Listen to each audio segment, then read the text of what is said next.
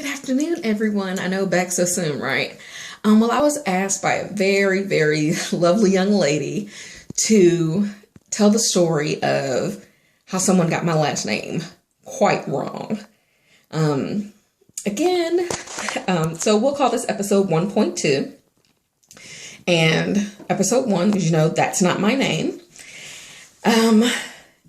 So back when I worked for a certain bank, I had a woman come in, and she was very well endowed, we're going to say. And she came in and she was prattling on about how she was a doctor and an English major, and she's so well spoken. It's a very nice woman. So we finished her transaction. It was me and another young man. I'm going to call you out, Jeffrey Hall, because you're part of the story. And you too, Andy Allen.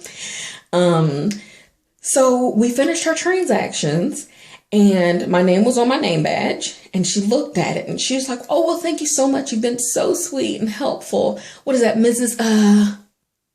Petties?" Now, I am only led to believe that she thought that this was my name because she herself was well endowed, so she had a lot on her mind. That was probably the only thing on her mind.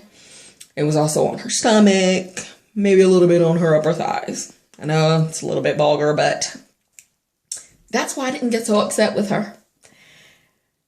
Mrs. Petties.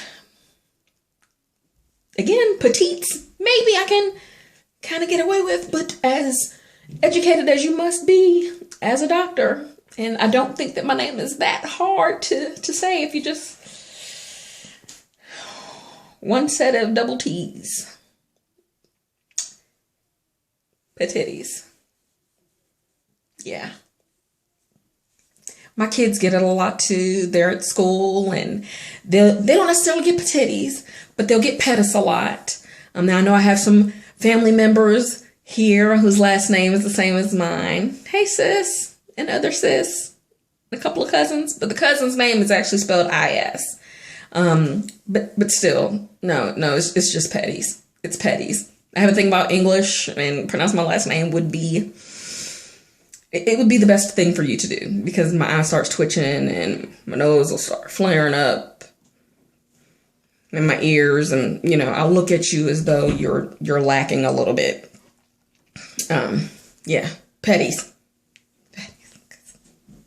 I'm kind of crazy. Pronounce my name correctly, or else.